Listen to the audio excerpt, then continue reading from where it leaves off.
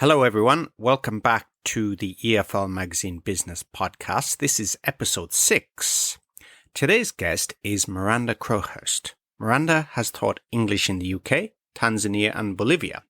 She co-founded Language Connection, a successful language institute, in 2016 and is now the ESL Segment Manager at Twinkl Educational Publishing. She is also currently completing her MBA at the University of Birmingham. I had a great fun chat with Miranda, and I hope you enjoy it. Hey everyone, buckle up for a new episode of the EFL Magazine Business Podcast, the one and only podcast made to help you launch your business or take your existing business to a level of success you could never have imagined. Whether you're a school owner, freelancer, publisher, or other entrepreneur, you're sure to pick up lots of actionable advice when you listen to the EFL Magazine Business Podcast. Remember to visit eflmagazine.com for great articles and features. Without further ado, here's your host, the founder of EFL Magazine, Philip Pound.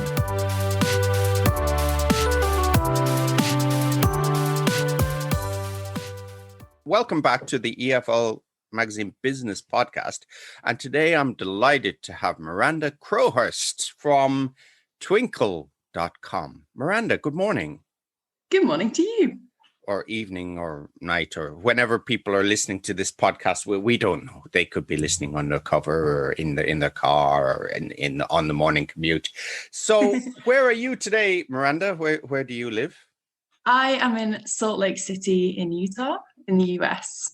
And it's a snowy day today. It's a snowy day. Yeah, I think it's a snowy day in lots of places. Here in Tokyo, not so snowy. We had a little bit of rain yesterday, but don't often get snow here, maybe once every 10 years. Well, actually 5 years. But tell me a little bit how you ended up in Utah. What's your backstory? What's your background, Miranda? So I've lived in Tanzania and Bolivia as well, and I'm from the UK. But I'm in Utah because my partner lives here. So and his 3 kids. So by force of gravity and being outvoted. Okay. It makes it sound like I don't like it, but I do like it here. And how long have you been living in Utah now? Just since September. Oh, really? Very new, yes. Yeah. And is your background in teaching EFL, or I presume That's right. because you've lived in all these different places? So that's right. So I was an ESL teacher for many years, and then decided with a friend to start our own English language teaching institute. Oh. And so that's how I kind of transitioned into the business side of things, almost by accident, I suppose. Ah, okay. So you didn't tell me about this institute. You're dropping you're dropping secrets here.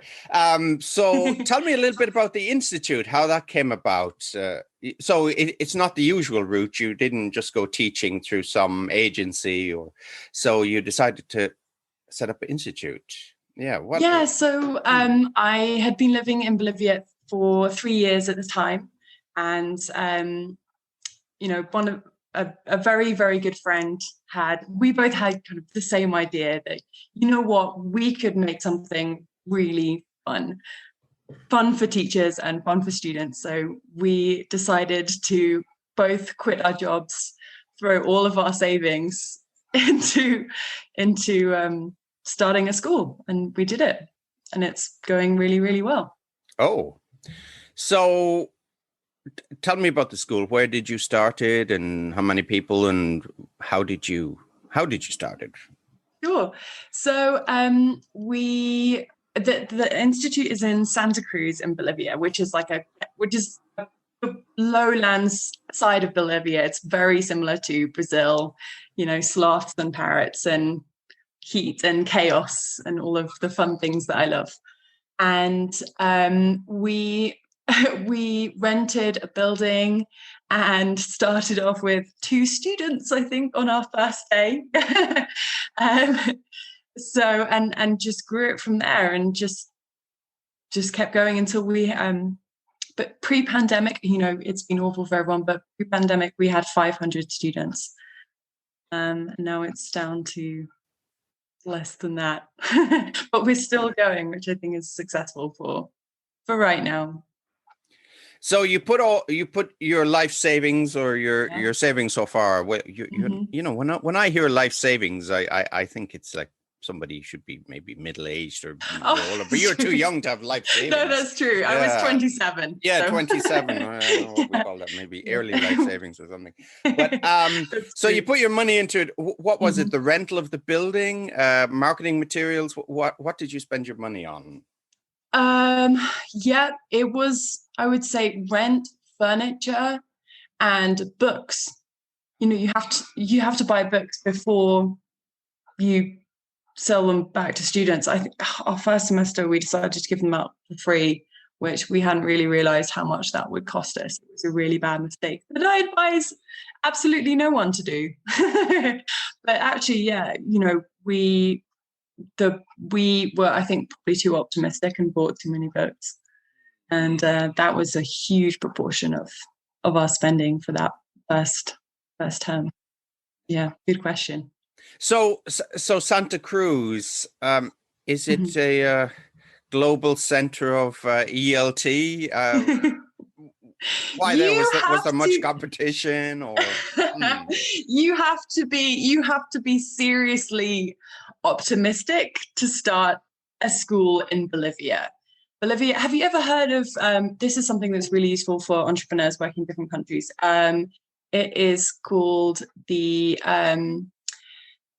World Bank do an index, and it ranks every single country by ease of business, and it comes out every year. It's called the Ease of Business Report. And I think the year that we started Bolivia, it was something like, it was right down at the bottom of the table, I think just above like Eritrea and Iran and something, because they are always having revolutions, like all of the time. There was one like 2 years ago. I think there was basically one last year. And it's a socialist country as well. And so, you know, you immediately, as soon as you start business, you get in all kinds of like, it's just incredibly complicated paperwork. And yeah. So it's politically unstable. There's a lot of red tape. There's a lot of bureaucracy. Yes. Yeah.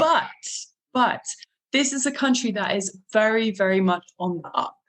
And so, you know, I think 15 years ago, it was a totally different story. But, you know, 5 years ago, there was this huge emerging middle class because of the oil and gas industry that had really taken off.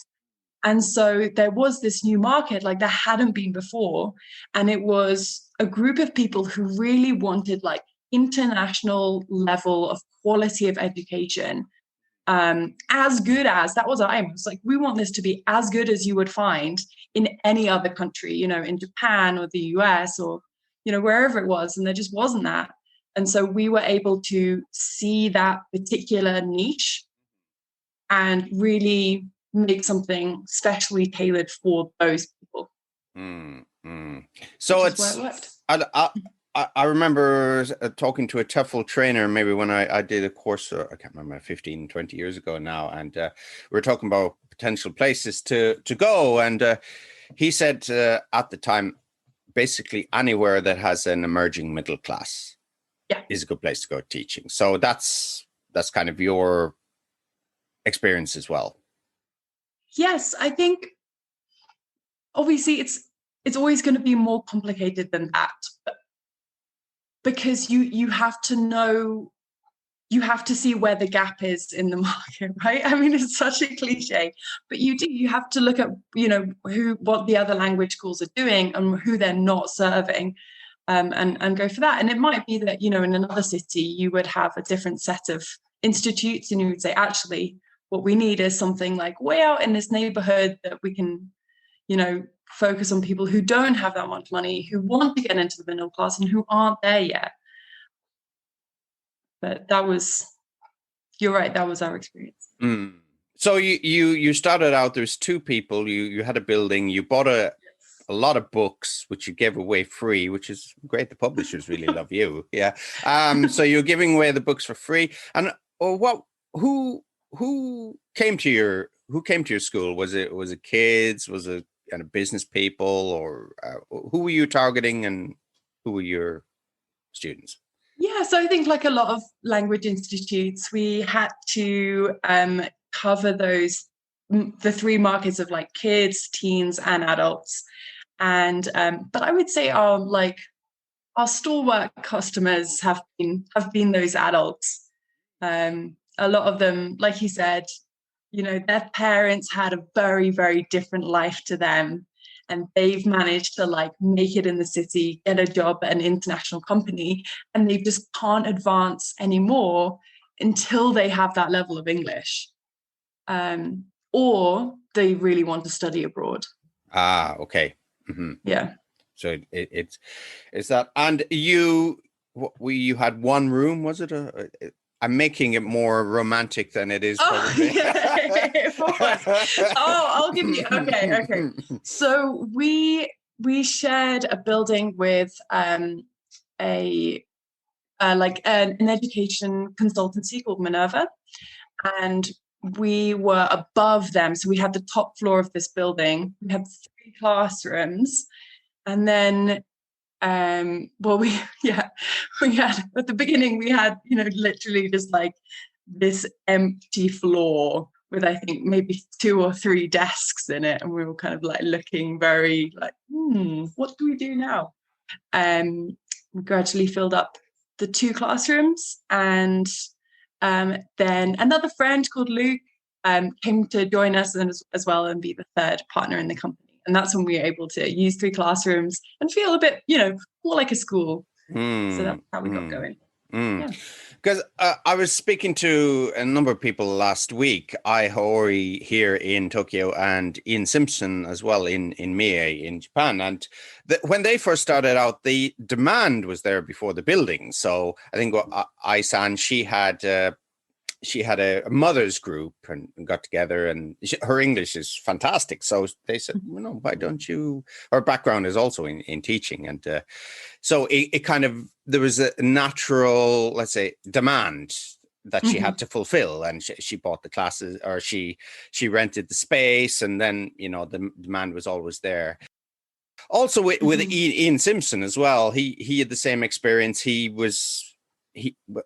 Not exactly the same. He got free rentals. He got a free rent basically, and he got a part of a building, and he got referrals, and then he was able to build it from there. But you had an outlay at the beginning, and you didn't have any students. So yeah, ideally, I that's different, isn't it? You had a lot of confidence in. Yeah, I think we definitely were very confident, and we continued to do that. So we were always expanding, and just to see if it would fill, and it always did. And we would always hire teachers almost speculatively to be like, we'll just have these classes, and it always worked. Sometimes it's a bit of a shuffle around, but you're right. It's really not the way to do things. I think because we were young and we didn't have any independence, we could just have this kind of like, we're just going to put everything in and just go for it kind of attitude. But it was hard. I mean, we didn't pay ourselves anything for 6 months, I don't think. We lived in like these tiny back rooms of the school. We didn't have our own like house or space at all. We were literally living like, I'm not going to say like cupboards, but like almost cupboards off the side of the building, because we really put everything into it. So it wasn't the easy way, but no, we're just trying it out, seeing what worked. But it happened, and you expanded, and tell me about marketing. So being located above an educational consultancy, there was maybe some referrals coming in, or they were passing some students to you. Was that yes, what's happening? Yeah. Yeah. So we always had and still have a very symbiotic relationship. So they have a student who comes in who wants to study abroad, doesn't have the qualifications or the level of English. They just go upstairs. And as and that's great for them as well, because those students are going to stay in the building and keep coming back and going to be in their systems. So that worked out really well. But I would say we had 2 really good marketing strategies. the most important one was word of mouth. And our students, we ended up teaching, one would come in and then their brother would come in and then their dad would come in and then their cousins would come in. And that's what it's like in Bolivia, the family network, and that, like, those neighborhoods and close-knit family groups are how people decide to go to choose things, or, whatever.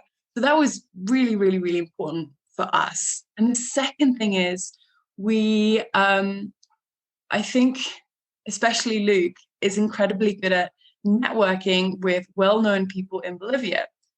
So we have some like Bolivian celebrities that have agreements with us, and they post about their learning journey on their Instagram, for example. Yeah, which is lovely because, it's inspiring people to learn. And inspiring people to learn as adults, which I think is it's hard. It's really hard to be an adult learning something, but to watch these people that they really admire, going to class and learning English, I think was great. And it helped us a lot. Do you have a link? We can put it in the show notes. Anyway, I'm sure it's on Instagram, Facebook, TikTok. Oh, yeah. I don't know, all the usual, is it? Yeah. Instagram and Facebook. Yeah, and we have a website as well. Yeah.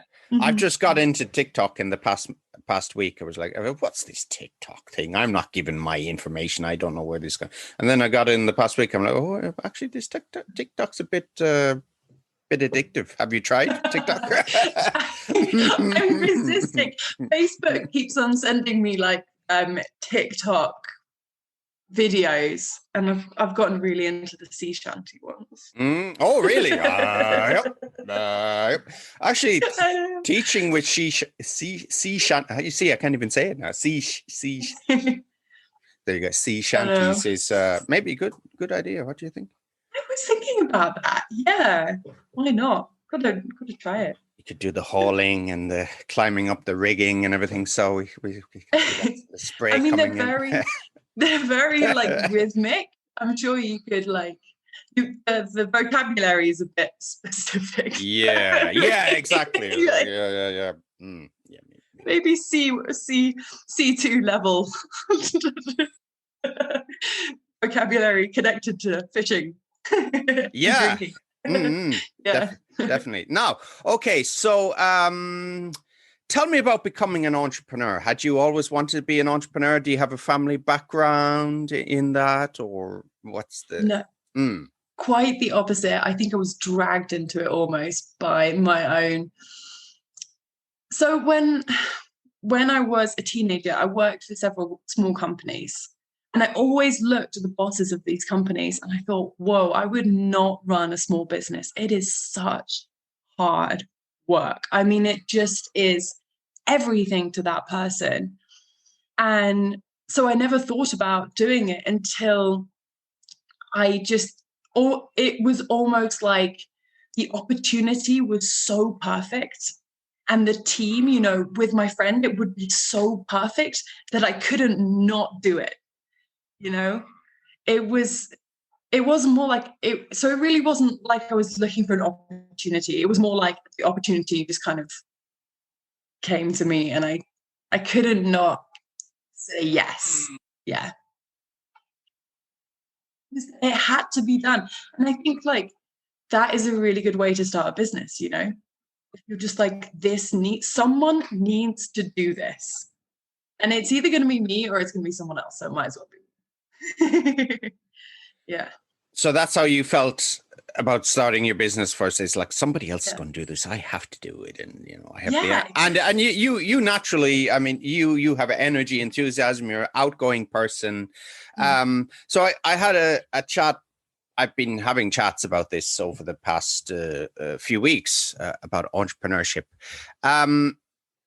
Is there an entrepreneur personality? Is there a type of person that should be an entrepreneur? Because, traditionally we thought of entrepreneurs as kind of type A person and very hard driving. And then, of course, the whole geek thing happened with Steve Jobs, and it's, these and Bezos and all these guys can become entrepreneurs now. How are we in entrepreneurship?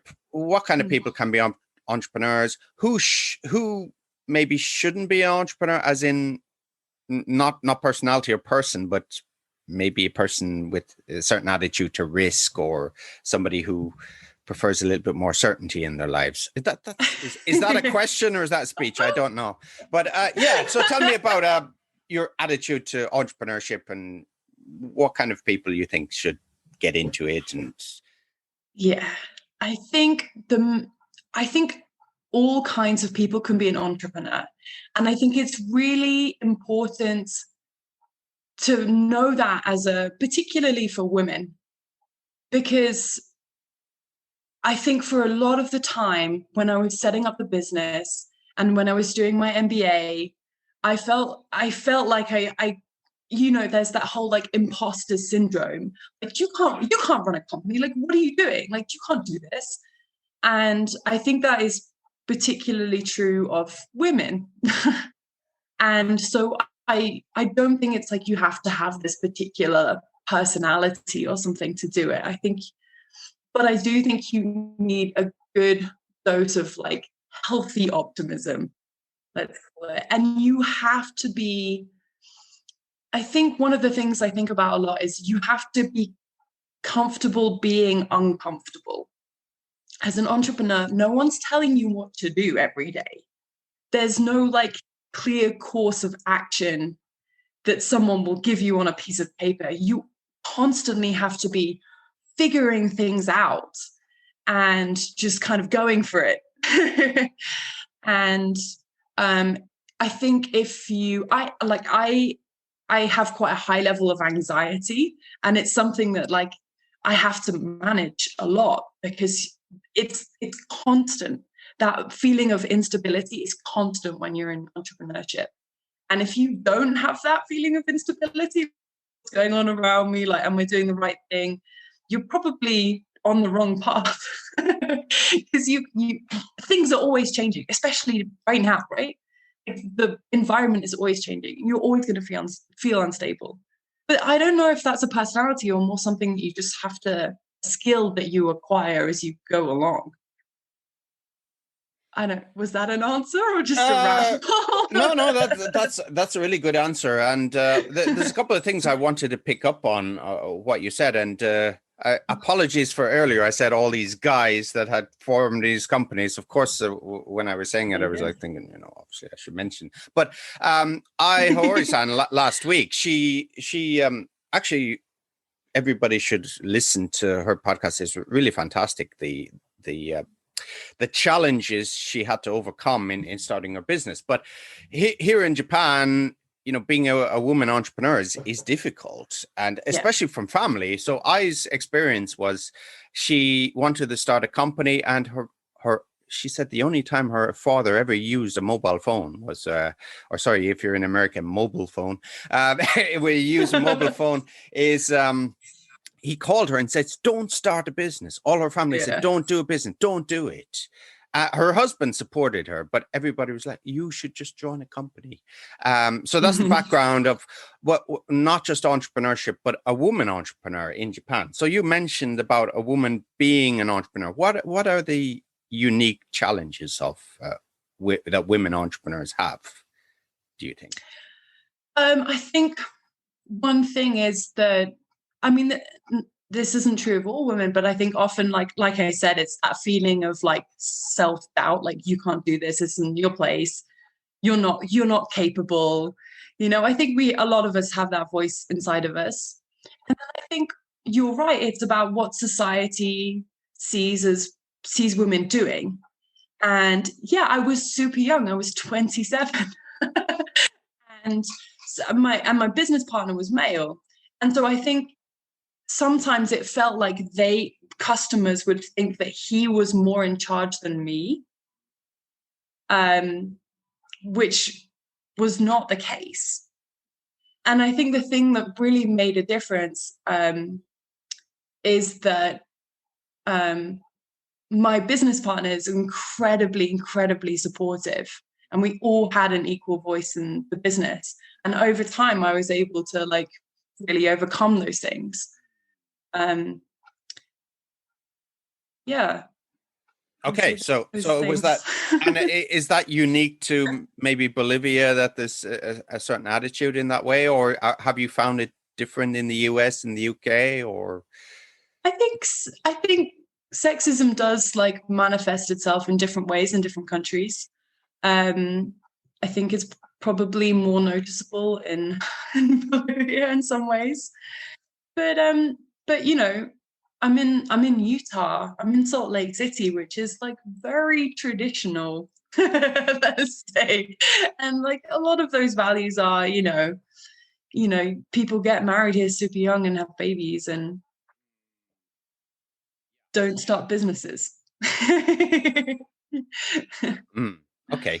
Yeah. So we talked to Rachel Roberts last week. That's another podcast you should check out from the EFL Magazine Business Podcast. And Rachel, she's a therapist and coach. And we talked about imposter syndrome, which we won't rename the podcast Imposter Syndrome. But tell me about dealing with imposter syndrome. So some people feel it, and some people don't. And Rachel made a good point last Friday. She said, last week, because we don't know when this podcast is going out. So Rachel made a really good point. She said that the people that should feel imposter syndrome don't, and the people that do maybe shouldn't. So, what's your opinion about imposter? What does it feel like? How does it affect you? How do you deal with it? What's a good way to manage imposter syndrome? Okay. How does it feel like? It feels like the success that you've had is just going to collapse at any second because it wasn't real in the first place. And because you are fundamentally incompetent, and at any second, everyone's going to realize. And it's only you who sees how incompetent you are. And yeah, it's just this constant anxiety that you're a fraud somehow. It's not fun. It's not fun, but a lot of success. Let me give you an example. Sorry, let me give you an example. So, been doing my MBA. I've done a year and a half. I've gotten amazing marks in every single module. There was one exam that I did. It was like a little mini essay, and I really didn't. I did like pretty poorly on that one exam. And when I got the mark, my immediate thought was, oh, they finally realized I'm terrible. Finally, this proves that every single other grade, the 20 others that I've done, they were just flukes. And this is my real level. Which, when you think about it, that doesn't make much sense, but I would say that's an example of imposter syndrome. And then of course you feel awful and yeah. So the curtain comes back and there's a little guy running everything. There's no wizard. Yeah. That's that kind of feeling. But a lot of successful entrepreneurs, they talk about imposter syndrome. So is it a way to fuel entrepreneurship? Is it's kind of grist for the mill? I think the way that I try to deal with it is I try and imagine myself as a friend, if that makes sense. And I'm like, what would you say to a friend who has done all of these amazing things and is feeling like this? What would you say to that person? And what you find is what you would say to your best friend or your brother or your sister or someone else who's going through what you're going through is kind and supportive. And it's not like the voice that you give to yourself, which is critical and kind of mean. So I try and, whenever I can, I try and get out of that like critical, like, oh, you're such an idiot, like voice, and try and be like, no, it's okay. That didn't go perfectly, and that I think is trying to change that self-talk and make it more productive and make it kind. And I think, in that, Okay. Yeah. Okay. So dealing with imposter syndrome, be kind, offer yourself a little bit of space, and be a good friend to yourself. Exactly. Be a good friend to yourself. I remember reading it. If you've ever read that book, it's kind of a classic of visualization. Is cybernetics. I can't say anything this morning. Cybernetics. No, psycho-cybernetics. That's what it's called. But it was basically written by Maxwell Maltz. I think he was a cosmetic surgeon, plastic surgeon in the 50s. And so basically he had a lot of people that came in, they were involved in accidents, and some people were affected mentally by being disfigured, and some people weren't. So he investigated the whole background as to why people, it's not the cosmetic thing, it's actually deeper down. But it's a long book, it's interesting book. But one thing which I really remember was he said, imagine a good friend, a mentor, a wise person in your life that comes along and gives you good advice and, tells you can do it. He says, be that person to yourself. So, yeah, absolutely. So come along and say, I can do it. And actually, it does work. It does help a lot. So you mentioned MBA. It does. And apart from anything else, it just makes the whole experience much nicer. Yeah, exactly. Yeah. Yeah. Give ourselves a break. So MBA, why do an MBA? Why do you feel you needed an MBA? Because I hope in the future we're going to talk a lot more about MBA, but this is a great start. About MBA. Some people never have MBAs. Some people have MBAs, but they end up working for companies. They're not really entrepreneurs. So I'm fascinated as to, have you finished MBA? Are you completing? I'm doing it part-time. It's taken 2.5 years, and I've done 1.5 years. So I've got less than a year to go now. Okay. It is a long run. Yeah. You're enjoying it? I am enjoying it. It's hard work, and it takes a lot of self-discipline to do it every day. And that's the main thing, is you just have to do it every single day. It's just sit down and study. But I'm learning so much, and yeah, I don't know. I'm a big geek. I enjoy learning anything. So I love being in education and finding out more about business and entrepreneurship. So yeah, it's great. So about doing an MBA, so the modules, which modules did you naturally gravitate towards? Which were like, oh, I'll have to work a little bit harder. Sure. So the modules I've really enjoyed so far, business and society was a great one. Talking about how to find that. And it's something like I am just incredibly passionate about and will go on for days about. It's just how good businesses benefit society and make the world a better place. And how that, that aligning of interests can be so powerful. And anyway, I will go on about it for days. So that, I love economics. I'm super keen on economics. I think it's fascinating how you can look at what people want and what they'll trade for that, and the complex ways in which economics is beautifully illogical and fascinating. I've never heard anybody sell economics like you have. Yeah, just there now. So I love economics because normally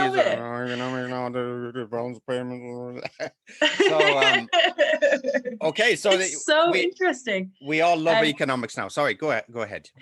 But the one that was a real slog for me was finance and accounting, because I am not good at logical thinking and having things in straight lines, and it's just numbers. But I did it. I'm really glad I did. But if it's finance and accounting, if it's your money, you become very focused. That's true. Yeah. But yeah, I think naturally, we have a certain.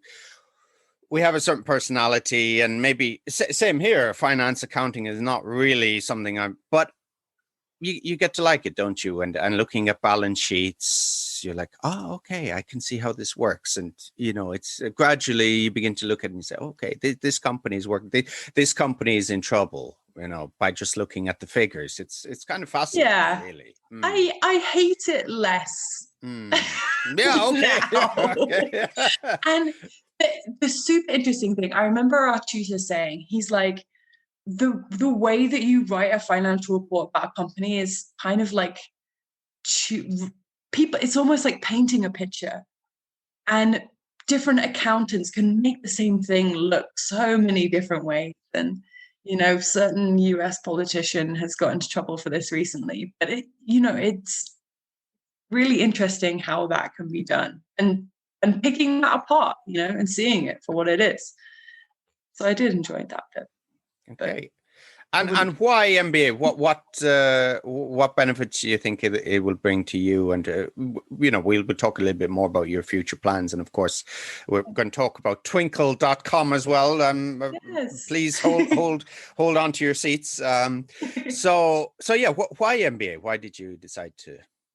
So I wanted to come and live, either in I was leaving Bolivia, and I knew that I needed to somehow transfer the success that I'd had with Language Connection in Bolivia and transfer those skills to something else outside.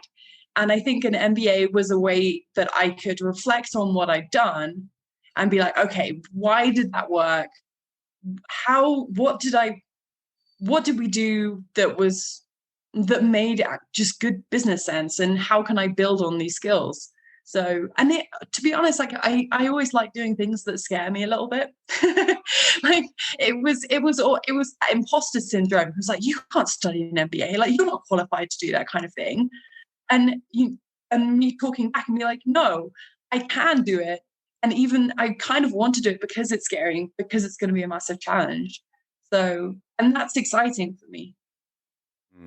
Okay, excellent. So you spoke a little bit about imposter syndrome again, and I think a part of entrepreneurship is about people you network with, people you hang around with, isn't it? That's the peer group, how people give each other ideas, work off each other, and energy and enthusiasm.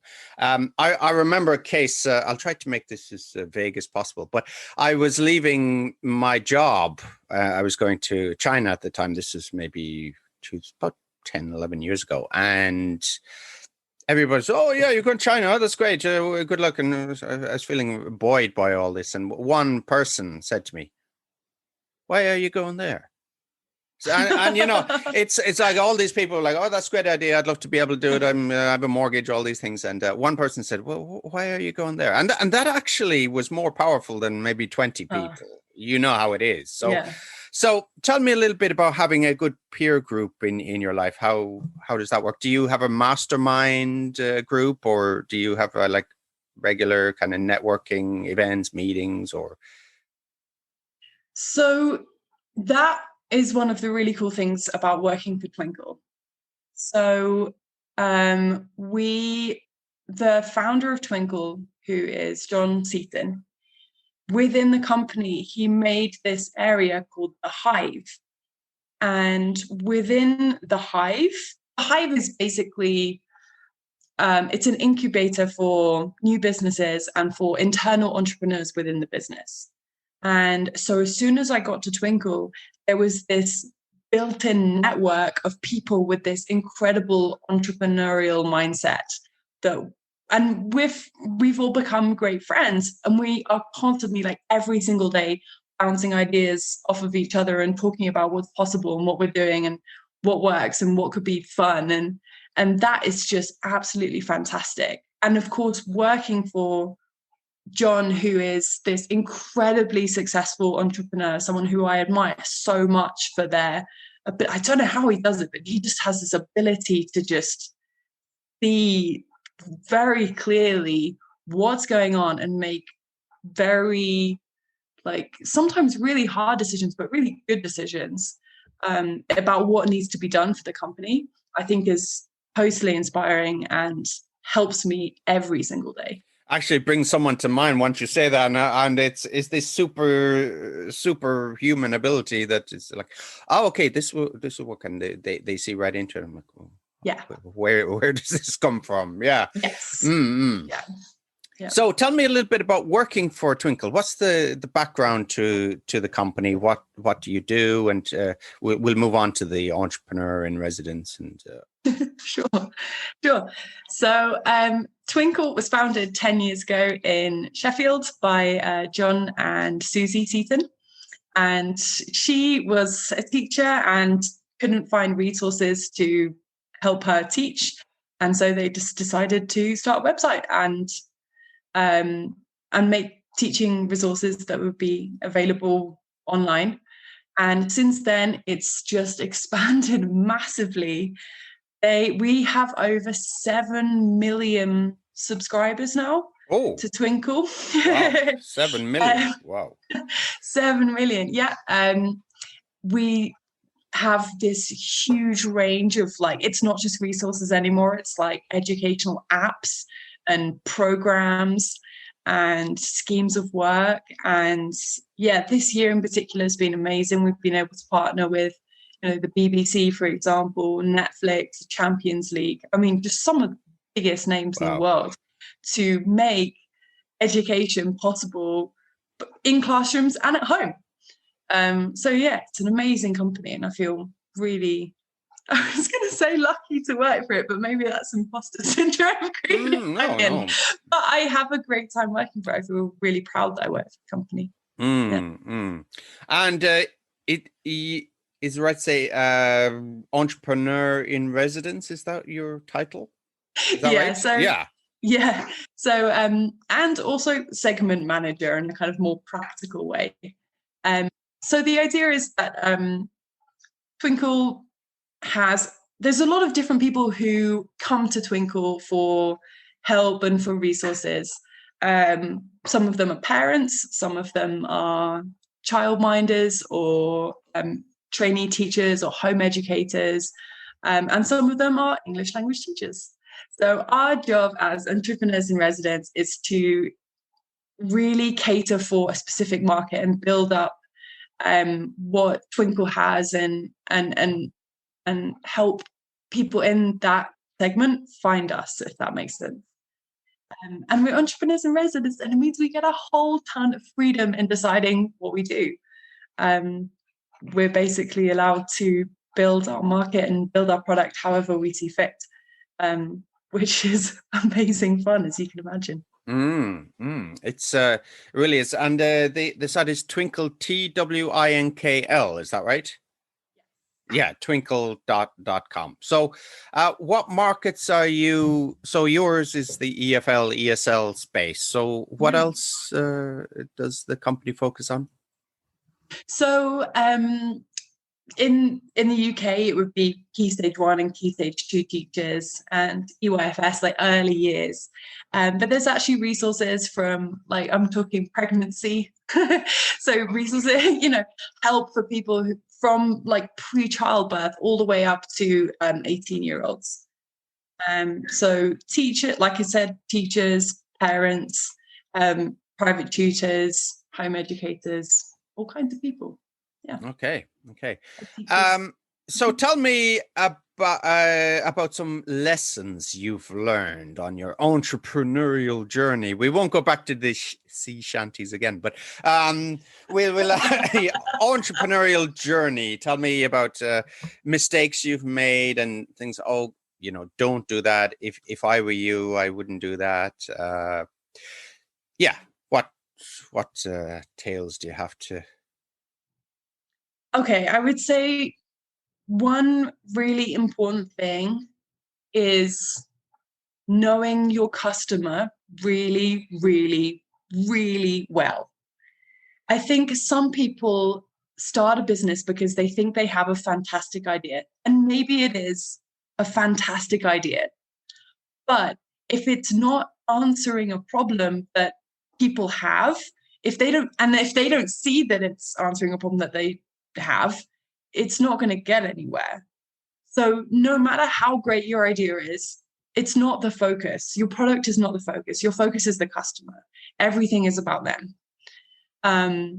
That sounds like a small thing, but if you constantly are shifting your mindset to think about the customer, then it is different. So that's one thing I would say.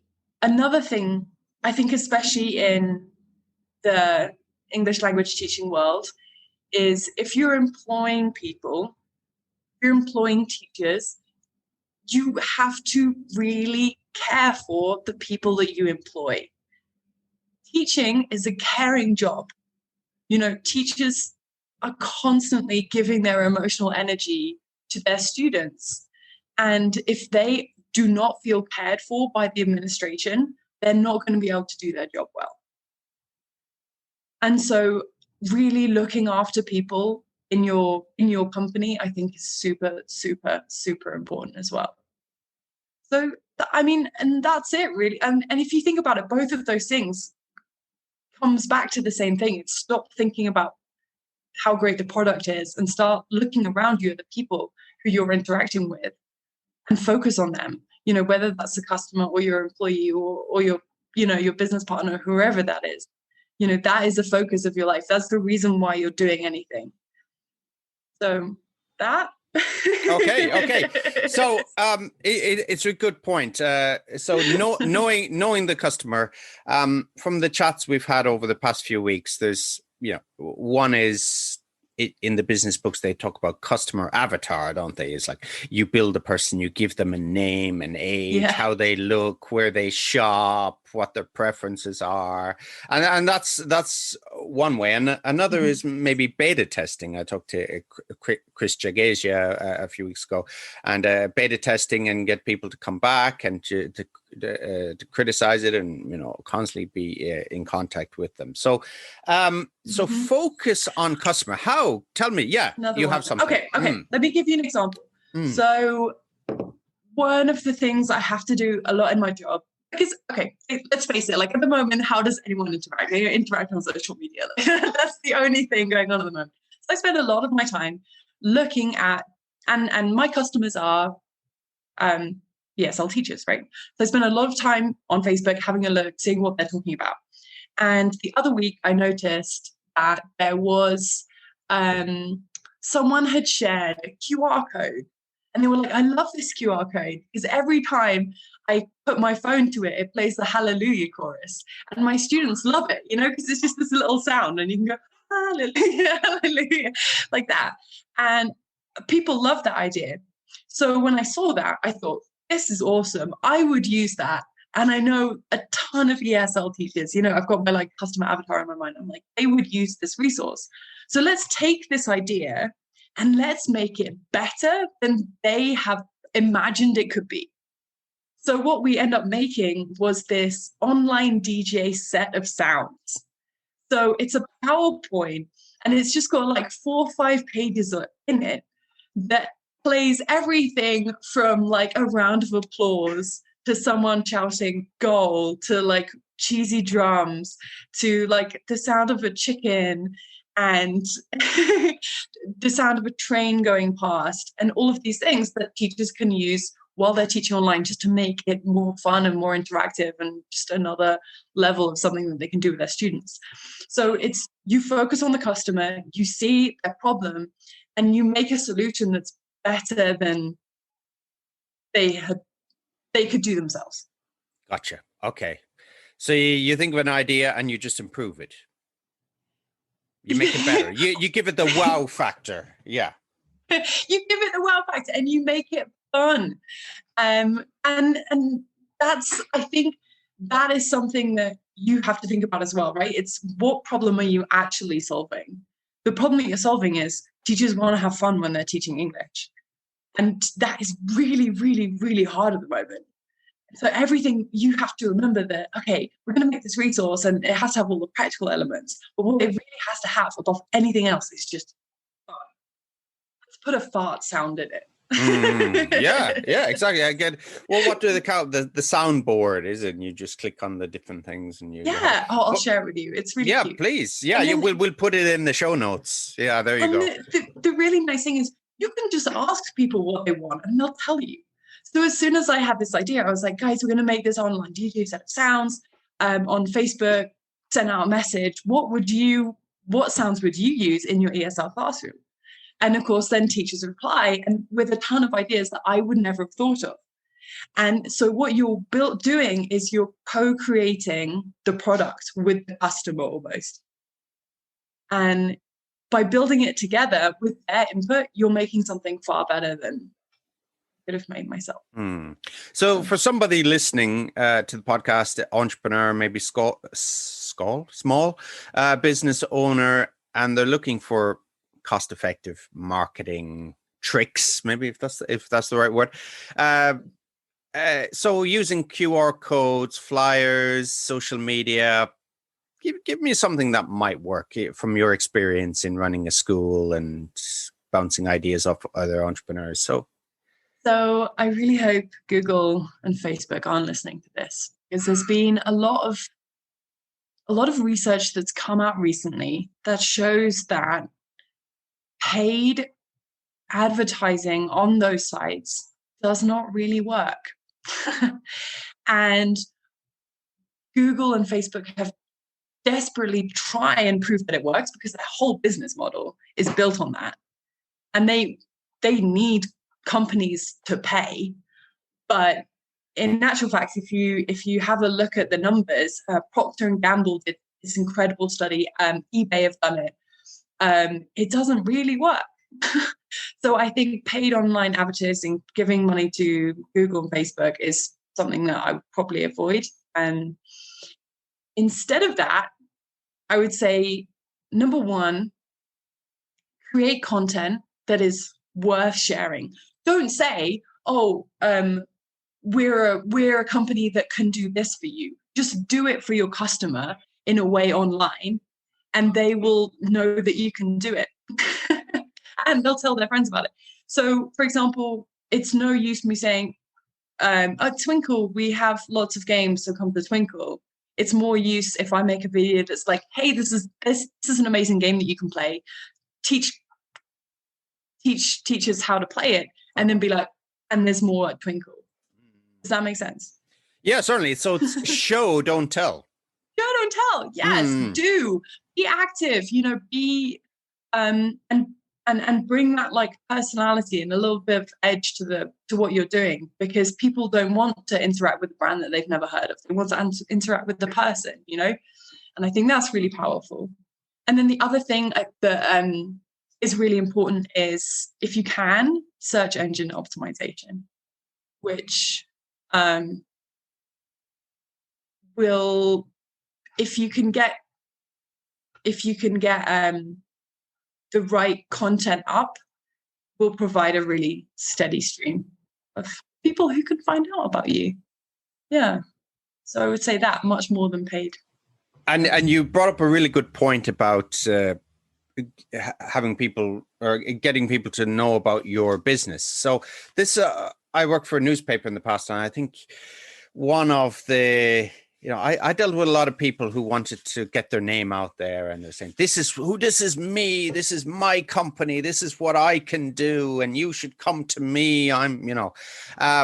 But nobody is interested in that. Exactly. We're not going to read, Bob X is running this company and he's great and he has all these background. It's like, I don't care. It's like, what has it got to do with me? Exactly. Yeah. What's in it for me? Isn't that it really? We're all like, oh yeah, so much. So, and I think, is it share something that's maybe, so like the little soundboard that you have, something that has utility, has some use and it's fun, and people will share it. Yeah, exactly. Something that you can instantly see relates to your life. I mean, I feel bad. I feel like I'm telling you like I know what I'm doing, but I'm constantly figuring these things out. These are all things that I'm learning. Sure. Yeah, and I've been talking to other entrepreneurs about this, and I think maybe I didn't mention it on the podcast, but if I did, apologies for repeating it. But I repeat myself all the time anyway. But I was Duncan Bannatyne, who you probably know from Dragon's Den in the UK. For those in other countries, I think the Dragon's Den franchise has gone all over the world, except for it's US. Shark It's called Tank, isn't it? Shark Tank, yeah, isn't it? Yeah. And I think it was a follow-up program for the entrepreneurs that didn't get investments but became successful anyway. And there was one for a hair defrizzer detangler. One guy had a really good idea, but he didn't get investment.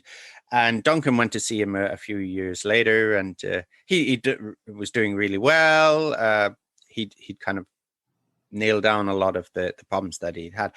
And he said, all the people in the den, all the entrepreneurs, they say they know everything about business, but nobody knows everything about business. We're all learning every day. Yeah. Yes. So. Yeah. And as soon as you have figured it out, the next day, everything's changed anyway. So. Yes, exactly. Yeah. And the COVID situation, what's going to happen? The whole business paradigm is completely turned upside down, isn't it? And how... having your crystal ball and through MBA, and so where is ESL going in COVID? That's an impossible question, isn't it? But that is a great question. Before I answer it though, I want to say that I think that is an area where Twinkl made an amazing decision and an amazingly brave business decision. So when lockdown happened in the UK, the CEO, John, just decided we will make our entire product absolutely free for the next few months, which is like an incredibly, if you have 500 employees who all need a paycheck every month and all of the other expenses, to make everything free is incredibly bold. But it was absolutely the right thing to do, and it was so good for the company.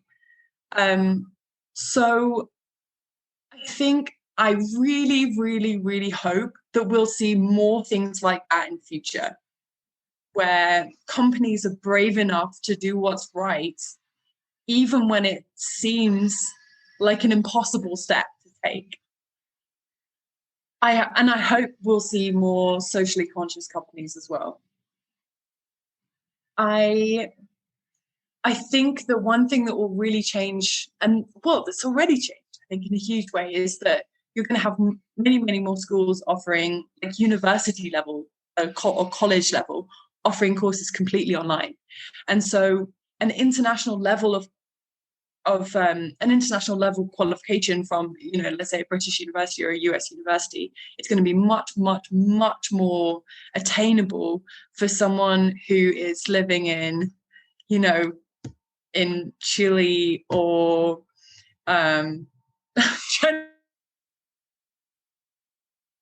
think of other countries, Sri Lanka, Madagascar, wherever it is. And so I think that there will be it will make even more sense for people to learn English.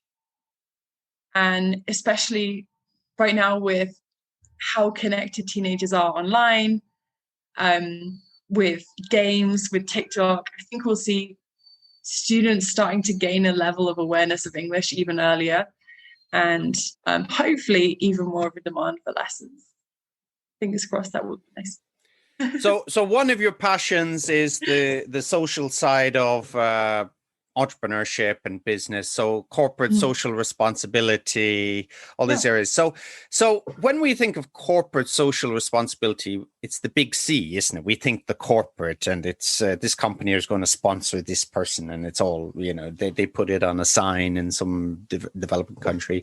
But let's say for a smaller company, medium-sized company, and they want to have some social responsibility, how can they go about that? What's a way? For sure. And I think, so the term corporate social responsibility, I think is kind of, like you said, it's in that quagmire of we're an evil company, but don't worry, we'll send a few $1,000s to some random orphanage, and it's all fine because that evens out. And it doesn't. And I'm going to say it was Michael Porter, such a rock star in the business world, an incredible thinker on business and on strategy. He said, no, you know what? Companies make money when they do something that's good for society. There shouldn't be a trade-off. Does that make Yeah, no, absolutely, yeah. CSR shouldn't be something that you do on the side. It should be ingrained in everything that you do. I think the way that small businesses can, and I think small businesses often don't feel like they have the luxury to do something like that. They're like, we're just struggling to survive. We're 3 people here. We don't know much about strategy. We're just trying to get by. But small businesses do play a really, really, really big part in society. And I think one of the things that small business can do is stakeholder mapping. So thinking about who is affected by the decisions that we make. And it is, and who should we be consulting about it? And it might, I think, in a small family-run business, it might be, one person makes a decision and then kind of tells everyone else what's going to happen. But it might be that you actually want to talk and get some feedback from some thoughts from your physical neighbors in the shop next door, from the neighborhood, from businesses that are affected by your business, from your customers, from your employees before you make a decision, and thinking about who's affected and how in a much more kind of logical, complete way. Okay, fantastic. And it's very much what we spoke about earlier about, having your business serve other people rather than the other way around. And it's about customer avatar, and it's about what we talked about. You're starting the school in Bolivia and working with the families. So it's very much a core of what you do. It's not a tacked on at the end as some sort of a cosmetic exercise to make your company look better. It's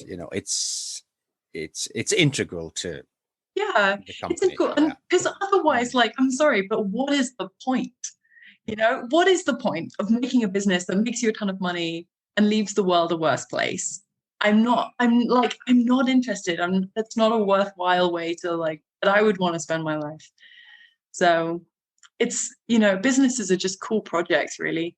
And you have to fund them, so you make them a business.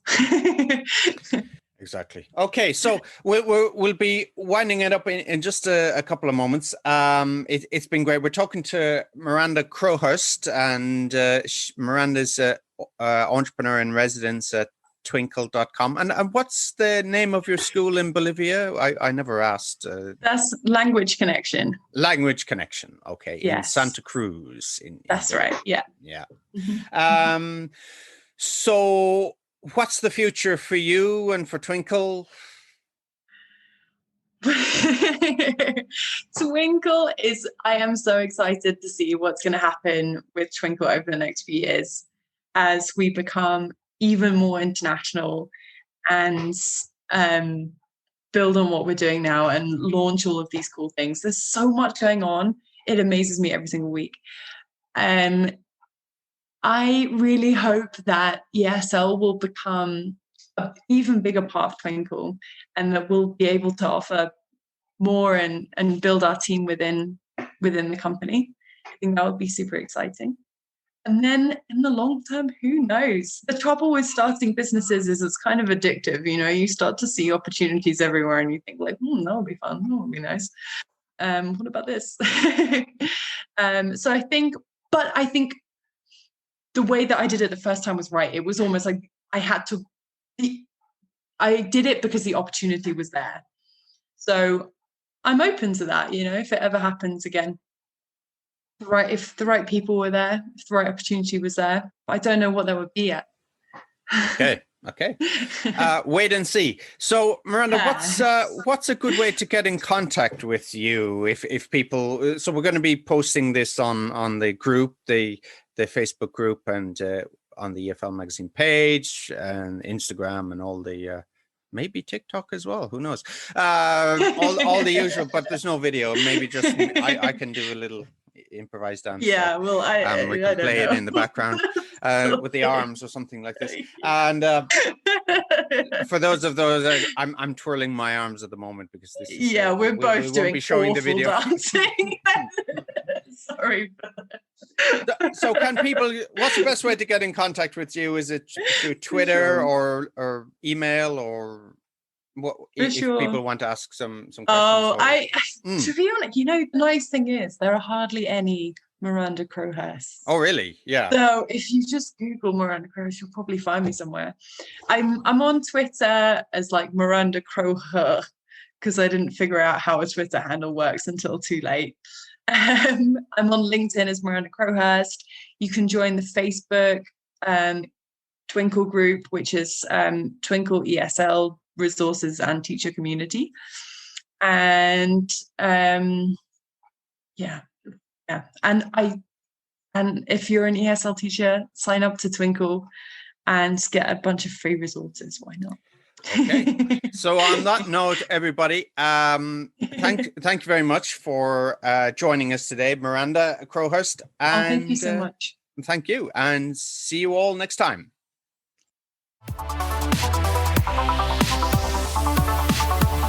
Thanks for listening to the EFL Magazine Business Podcast with Philip Pound. For more great advice and resources, check out eflmagazine.com. If you found this podcast helpful, be sure to subscribe so you never miss an episode. See you next time.